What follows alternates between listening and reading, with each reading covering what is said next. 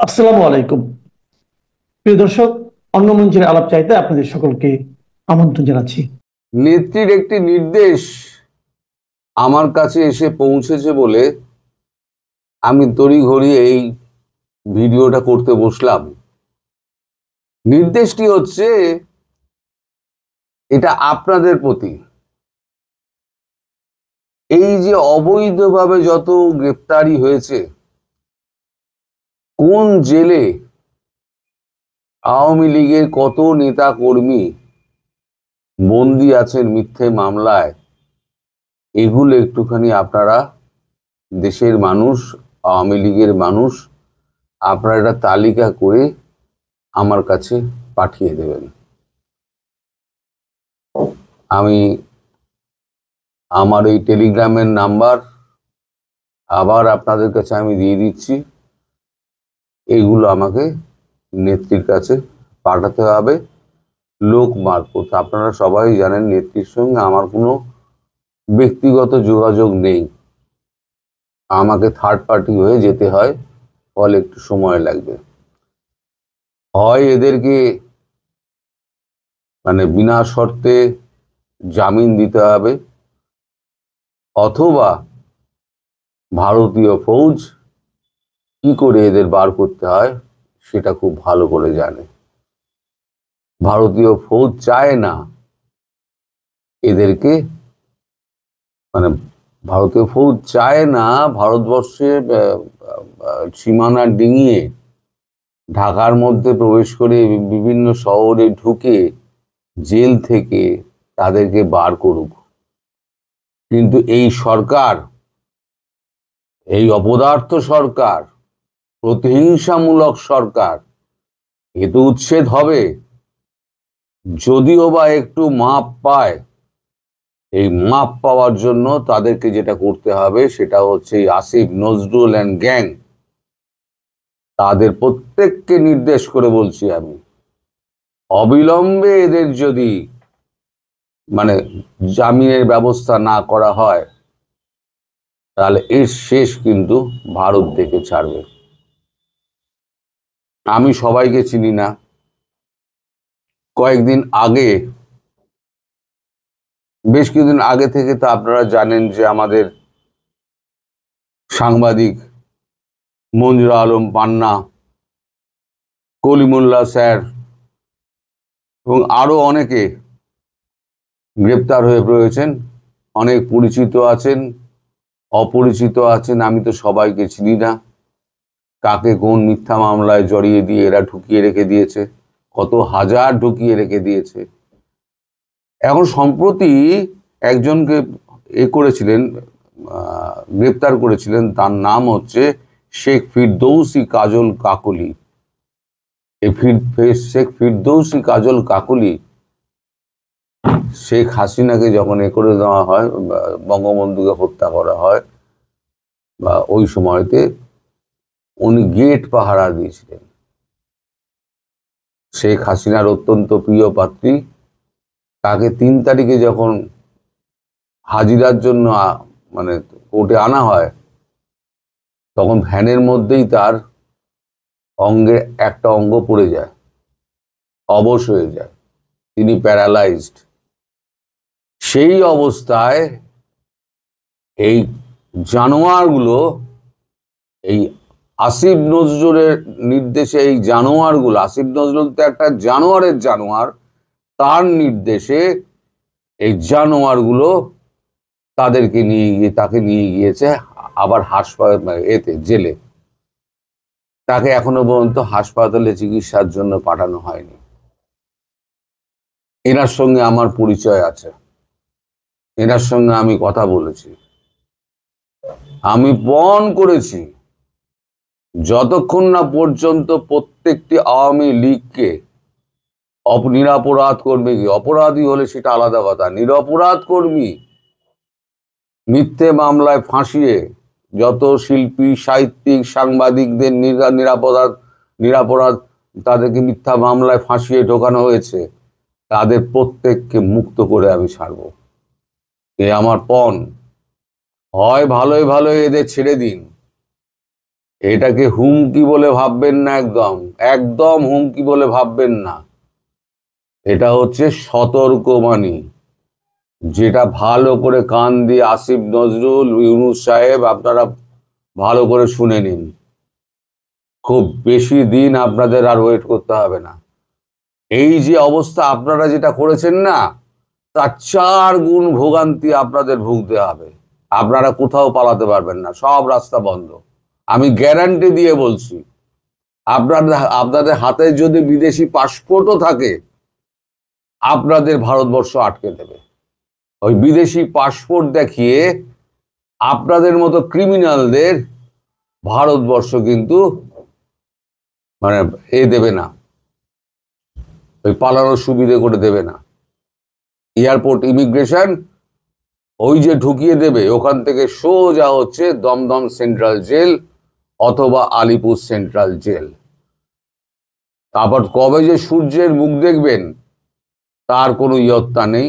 আর দেশের মুখ দেখতে পাবেন কিনা এ জীবনে, সে সম্পর্কে কিন্তু পুরো ধোঁয়াশাই থেকে যাবে আপনার জীবনে। আপনারা যত অপরাধ করেছেন, যত অন্যায় করেছেন, সব হিসেব কিন্তু দাঁড়ি পাল্লায় মেপে তুলব আমরা। আপনারা মনে করেছেন বাংলাদেশটাকে লুটে পুটে খাবেন? বাংলাদেশ কি লোটার জায়গা? কোথায় গেল আপনাদের সংস্কার? সংস্কারের তো নামগন্ধ দেখি না। আপনারা অর্থকে একেবারে জলের মতো উড়িয়ে দিয়ে দেশটাকে একেবারে চুরি চামারি করে দেশটাকে একদম ফাঁকা করে দিয়েছেন। কলকারখানাগুলোকে জ্বালিয়ে দিয়েছেন। বেছে বেছে আওয়ামী সমর্থকদের আপনারা ঢুকিয়ে দিয়েছেন। হিন্দু অত্যাচার করেছেন, নারী ধর্ষণ করেছেন, ধর্ম পরিবর্তন করিয়েছেন। আপনারা কি করেননি? কোন অপরাধটা আপনারা করেননি? আপনারা কি মনে করছেন আপনারা ছাড় পাবেন? আপনারা ছাড় পাবেন না। আমি হয়তো দূরে আছি, কিন্তু জানবেন প্রতিনিয়ত আমি যমদূতের মতো আপনাদের তাড়া করে বেড়াবো, যমদূতের মতো তাড়া করে বেড়াবো। আর এটা কোনো হুমকি নয়, এটা হচ্ছে সতর্ক বার্তা। শোধরাবার হলে শোধরান, এদের সমস্ত জামিন দিন, আর আপনারা নিজেরা সেফ থাকার ব্যবস্থা করুন, যাতে ভারতবর্ষের এতটুকু দয়া আপনাদের উপরে হয়। ওইটুকু দয়া পেতে গেলে এই কাজটা আপনাদের প্রথম করতে হবে, এটা আমি বলে দিলাম। আর আওয়ামী লীগের যারা নেতা কর্মী রয়েছেন তাদেরকে আমি আবার অনুরোধ করছি, আপনারা সমস্ত কোন জেলে কত আছে সেগুলো আমাকে, আমি হোয়াটসঅ্যাপ নাম্বার আমি বলে দিচ্ছি, আপনারা লিখুন। আমার টেলিগ্রাম নাম্বার, আমাকে তো আবার টেলিগ্রাম নাম্বারটা দেখে বলতে হবে, ওটা আমার আবার মনে নেই। আপনারা একটু অপেক্ষা করুন, আমি একটুখানি টেলিগ্রাম নাম্বারটা একটু দেখে নিই, কারণ এটা তো একদম আমি তো খুব একটা ইউজ করি না, ফলে আমাকে টেলিফোন নাম্বারটা এই মুহূর্তে আমার মনে পড়ছে না। আচ্ছা, পরবর্তী ভিডিওতে আমি সন্ধ্যেবেলার ভিডিওতে আমি আমার নাম্বারটা দিয়ে দেবো। এখনই তো আপনার দরকার হবে না, আমি খুঁজে পাচ্ছি না তাড়াহুড়োর মধ্যে। আপনারা নেত্রীর এই নির্দেশটা মানুন, আর সন্ধ্যেবেলা আপনাদের সঙ্গে দেখা হবে। আর একটা কথা আপনাদের বলবো, আপনারা না গুণীজনের সম্মান করতে শিখুন। আমার জন্য বলছি না, আপনাদের দেশে গোলাম মওলা রনি, তিনি একজন রাজনীতিবিদ। তিনি কিন্তু কূটনীতি এবং রাজনীতিটা বোঝেন। আপনারা তাকে ব্যঙ্গ করে ময়লা রনি অমুক তমুক বলতে পারেন, কিন্তু যে বুদ্ধিমান এবং বিবেচক মানুষ, তারা কিন্তু মানুষ চিনতে পারে। উনি কূটনীতি এবং রাজনীতি যতটা বোঝেন, আমি 1 বছর আগে ওনার একটা কথায় আমি বুঝে গেছিলাম, যে নরেন্দ্র মোদীর সাজানো বাগানে আপনারা ঢুকে পড়েছেন, নরেন্দ্র মোদী কি ছেড়ে দেবে? অনেকেই তার কমেন্ট বক্সে দেখেছিলাম অনেক কুকথা লিখেছেন, ময়লা রনি অনেক কুকথা লিখেছেন। আবোল তাবোল বকে, অমুক তমুক।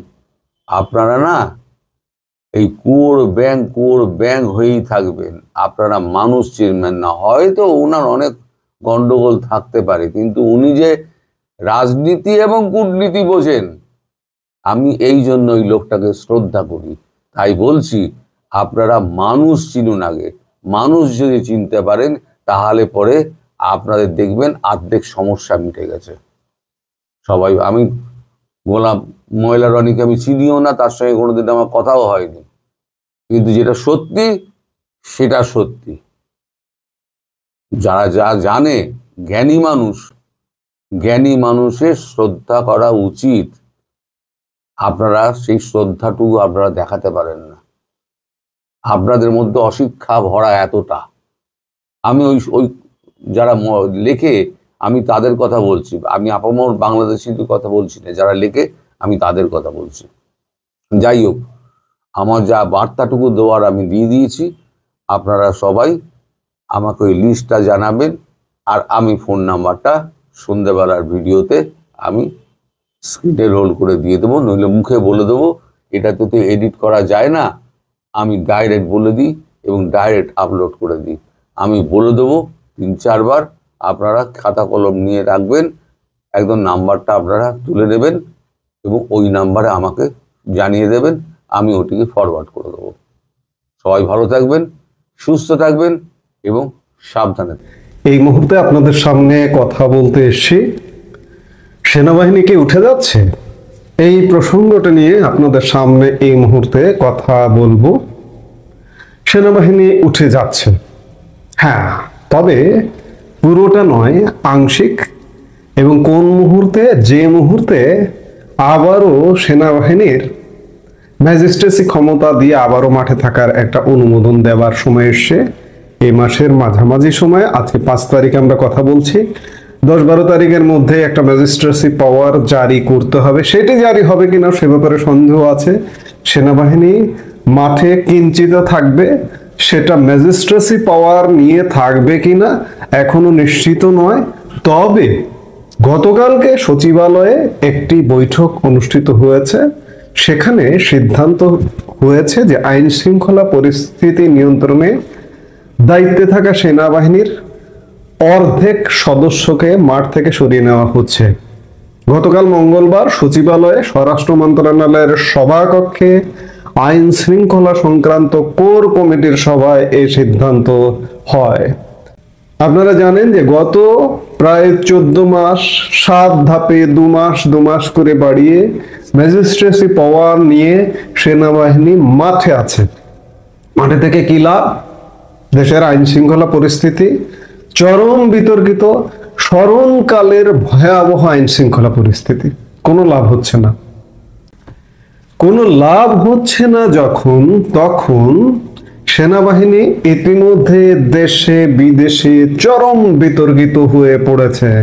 এমনকি বিতর্কের জায়গাটা এমন জায়গায় পৌঁছেছে যে আন্তর্জাতিক ভাবে যে সেনাবাহিনীর উপস্থিতি, জাতিসংঘ শান্তিরক্ষী মিশন, সেই শান্তিরক্ষী মিশন থেকে পর্যন্ত ফেরত আসছে। ইতিমধ্যে এই 25% সেনাবাহিনীর সদস্যদেরকে ফেরত পাঠানো হচ্ছে নানা কারণে। সেখানে আরো কারণ আছে, যেমন জাতিসংঘের শান্তিরক্ষী মিশনের ফান্ড কমে যাচ্ছে। ফান্ড ক্রাইসিসের কারণে পৃথিবীর অন্যান্য প্রান্তের সেনাবাহিনীর সদস্যদেরকে হয়তো 10%, 5% কমিয়ে দেওয়া হচ্ছে। বাংলাদেশের কমিয়ে দেওয়া হয়েছে ইতিমধ্যেই 25% এবং ভবিষ্যতে আরো কমবে। সেনাবাহিনীর ভাবমূর্তি যদি দেশেই উজ্জ্বল না থাকে, তাহলে সেই সেনাবাহিনী বিদেশে কিভাবে ভাবমূর্তি উজ্জ্বল হবে? আরেকটি জিনিস, সেনাপ্রধান জেনারেল ওয়াকারুজ্জামানও চরম বিতর্কিত ভূমিকায় অবতীর্ণ হয়েছেন ইতিমধ্যেই। তিনি তার পূর্ণ মেয়াদ পূরণ করে যাবেন কিনা, যেতে পারবেন কিনা, সেই প্রশ্নও কিন্তু চারপাশ দিয়ে ঘুরপাক খাচ্ছে। গতকালকের সভায় বলা হয়, বিশ্রাম ও নির্বাচনকালীন প্রশিক্ষণের জন্য অর্ধেক সদস্যকে আপাতত সরিয়ে নেওয়া হবে। বুধবার মানে আজকে থেকেই তা কার্যকর হবে। তাদের বিশ্রাম ও প্রশিক্ষণের পর আবার মাঠে পাঠিয়ে বাকিদের সরিয়ে নেওয়া হবে। সভায় উপস্থিত এক শীর্ষ কর্মকর্তা জানান, সদস্যদের বিশ্রাম ও নির্বাচনকালীন প্রশিক্ষণের জন্যই এমন সিদ্ধান্ত নেওয়া হয়েছে। এখন সেনাবাহিনী তাদের মতো করে সিদ্ধান্ত নেবে, প্রশাসনের মতো করে না, বেসামরিক প্রশাসনের নিয়ন্ত্রণে থেকে না, তাদের মতো করে সিদ্ধান্ত নেবে। যাই হোক, সেনাবাহিনী উঠে যাচ্ছে, সোজা কথা। এই মুহূর্তে সেনাবাহিনীর সদস্য 30,000 করে মাঠে ছিল। রোস্টার ডিউটি 31,000 উঠতো, 31,000 নামতো, এটি 10-12 হাজারে নেমে আসবে। কখন সেনাবাহিনী মাঠ থেকে উঠছে? সেনাবাহিনী কেন মাঠে নেমেছিল নিশ্চয়ই আপনারা জানেন, যে পুলিশ নিষ্ক্রিয়।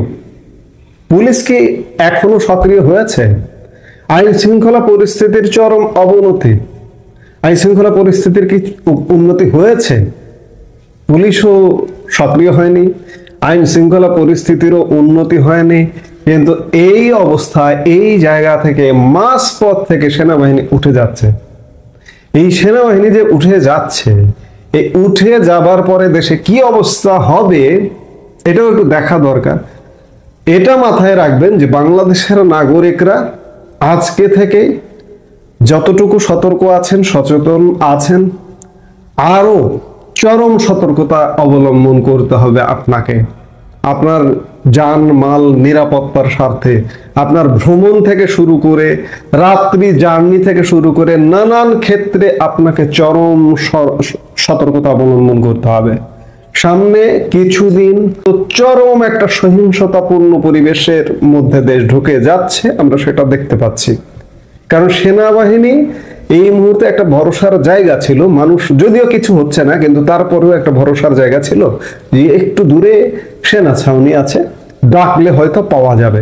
কিন্তু এখন কিন্তু সেটি আপনি পাবেন না। 10-12 হাজার সেনা থাকবে, তাও ম্যাজিস্ট্রেসি পাওয়ার নিয়ে থাকবে কিনা গত 14 মাস যাবৎ যেভাবে আছে সে ব্যাপারে যথেষ্ট সন্দেহ সংশয় আছে। এটি 10-12 তারিখের দিকে বোঝা যাবে যে আবারও ম্যাজিস্ট্রেসি পাওয়ার নিয়ে 2 মাসের জন্য এটি জারি হলো কিনা। এমন সময় সেনাবাহিনী উঠিয়ে নেওয়া হচ্ছে যখন নির্বাচন কিন্তু ঘনিয়ে এসছে। তাহলে কি নির্বাচনটা হবে ভাই? আপনি কি মনে করেন?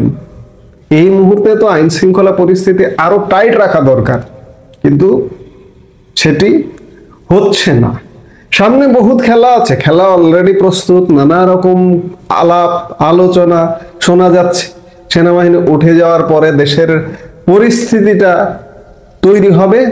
এই তৈরি হবার পরে একটা বিশেষ একটা কিছু হবে, ইউনূস সরকারের বিদায় হবে, একটা সরকার আসবে। সেই সরকার আসে, প্রতিটা ভিডিওতে বলছি, সেই সরকার এসে একটা সময় নেবে সবকিছু কন্ট্রোল করার জন্য। তারপরে নির্বাচন, ফেব্রুয়ারিতে নির্বাচন নয়, 1 বছর, কমপক্ষে 1 বছর সময় লাগবে। এখনকার মূল কথা হচ্ছে সেনাবাহিনী উঠে যাচ্ছে, এটা হচ্ছে বড় কথা। এবং এটা সুখের কথা না, এটা দুঃখের কথা। বাংলাদেশের বহু জানমালের ক্ষতি হবে আগামী কিছুদিন, সেটা দেখতে পাচ্ছি। কিন্তু দেখতে পেয়েও দেশি বিদেশি নানান চাপে সেনাবাহিনী উঠে যাচ্ছে। এবং এই যে 3 বাহিনী প্রধান যে কদিন আগে মোহাম্মদ ইউনূসের সাথে দেখা করলেন, এই দেখা করবার অন্যতম একটি বার্তাও ছিল যে সশস্ত্র বাহিনী মাঠে এভাবে থাকতে পারে না। দীর্ঘদিন, বছরের অধিক হয়ে গেছে, কাজেই সেনাবাহিনী এখন উঠে যাবে এবং পর্যায়ক্রমে পুরোটাই উঠে যেতে পারে। চূড়ান্ত একটা মৎসান্বয়, একটা অরাজকতাপূর্ণ বাংলাদেশের দিকে আমরা যাচ্ছি। কিন্তু রেডি থাকতে হবে, সবার প্রস্তুত থাকতে হবে। এবং এই অরাজকতার পরেই, আর একটা ব্যাপক ম্যাসাকারের পরেই বাংলাদেশ শান্ত হবে এবং সেই শান্ত বাংলাদেশে একটা নির্বাচন হবে এবং নির্বাচন হয়ে বাংলাদেশের জনগণ যাকে চায়, একটা যৌক্তিক পক্ষকে নির্বাচিত করে ক্ষমতার মসনদে পাঠাবে। সময় আসন্ন, চলে আসছে। এই মুহূর্তে এ পর্যন্ত। সবাই ভালো থাকুন, সুস্থ থাকুন।